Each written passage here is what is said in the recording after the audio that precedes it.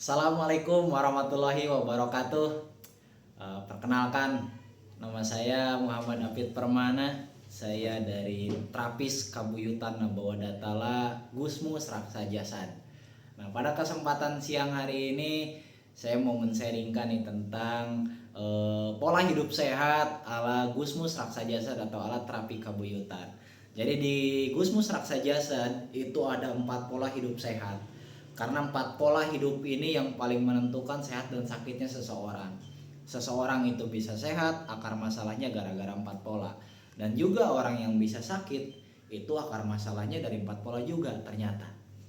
Apa saja sih 4 pola hidup sehat itu? Yang pertama itu ada pola minum, yang kedua ada pola makan, yang ketiga ada pola tidur, dan yang keempat itu ada pola pikir. Nah, 4 pola inilah yang sangat mempengaruhi terhadap kesehatan seseorang manusia. Dan pada kesempatan hari ini nih, saya akan men-sharingkan, memperdalam atau sama-sama belajar tentang yang namanya itu pola tidur. Nah, banyak rekan-rekan sekalian atau sahabat-sahabat sekalian yang belum tahu bagaimana sih pola tidur yang baik. Terus kapan sih waktunya itu yang baik untuk kita melakukan tidur, kan gitu. Dan terus apa sih gangguan-gangguan yang bakal terjadi seketika kita tidak menggunakan atau tidak mengikuti pola tidur sesuai arahan yang ada. Nah, jadi rekan-rekan sekalian, pola tidur yang baik, pola tidur yang bagus dan benar, yang berkualitas, itu jamnya dari mulai jam 23.30 sampai jam 3.30 atau dari jam 11 sampai jam 3 malam. Kenapa kita harus tidur dari jam tersebut? Karena pada saat jam tersebut ada yang disebut dengan proses apoptosis atau proses peleburan sel total. Jadi sel tubuh kita yang hari ini pada saat malam hari, pada saat jam tersebut itu akan diganti, dilebur, diganti dengan yang baru. Nah itu. Dan juga pada jam tersebut liver itu sedang bekerja membuang yang namanya racun.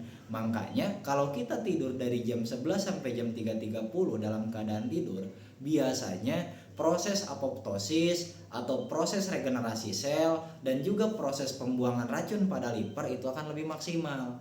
Nah, ditandainya dengan apa? Biasanya pada saat bangun pagi hari itu bakal dikeluarkan langsung, kencingnya jadi lebih pekat warnanya, biasanya lebih berbau, BAB-nya pun sama. Nah, itu menandakan liver itu bekerja membuang yang namanya racun.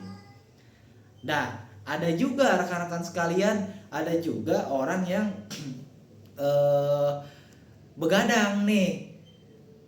Jadi liver itu bekerjanya hanya pada saat malam hari saja. Makanya kalau kita tidak tidur dari jam 11 sampai jam 3.30 pada malam hari, kita mau tidur dari jam 5 subuh sampai maghrib sekalipun, tetap rekan-rekan sekalian kualitas tidur kita itu tidak akan pernah tergantikan.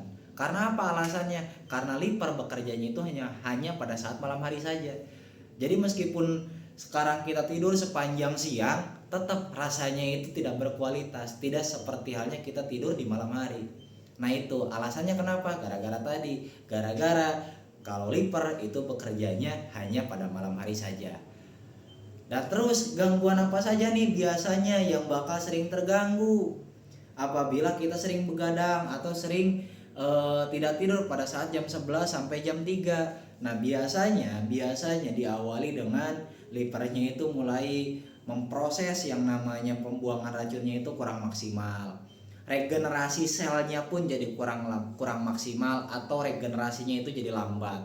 Yang harusnya regenerasi itu 100%, gara-gara kita sering begadang itu jadi 70% saja yang berubah.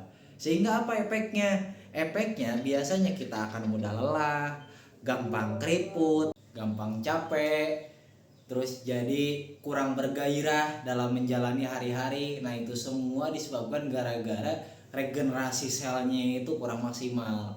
Jadi sel kita yang kemarin masih kita pakai sekarang. Nah itulah apabila kita tidak tidur pada saat malam hari, rekan-rekan sekalian. Makanya disinilah terapi kabuyutan Nabodatala itu hadir memberikan solusi bagi keluhan-keluhan pada orang yang mempunyai keluhan di area liver dan juga regenerasi yang kurang maksimal. Dengan cara apa? Dengan cara ada terapi kabuyutan untuk memaksimalkan kerja liver, dan juga ada ramuan-ramuan karuhun yang itu sifatnya bisa memperbaiki kerja liver menjadi lebih maksimal dan juga bisa memaksimalkan proses regenerasi sel. Bahkan ramuan karuhun ini rekan-rekan sekalian bisa juga sebagai detoksifikasi. Nanti racun-racun yang mengendap atau purin-purin yang mengendap, sisa-sisa peleburan sel, nanti itu bakal dikeluarkan melalui kencing, keringat, dan juga BAB. Dan di kita juga itu ada yang namanya itu metode bekam atau kupra.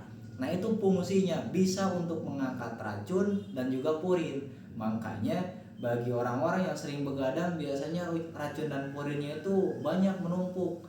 Nah maka dengan dibekam atau dikupra itu sangat bagus untuk orang-orang yang sering begadang, sehingga racunnya bisa diangkat dan peredaran darah kembali normal. Nah mungkin sekian yang dapat saya sharingkan, mudah-mudahan bermanfaat untuk kita sekalian. Ditutup, wahai kalam, assalamualaikum warahmatullahi wabarakatuh.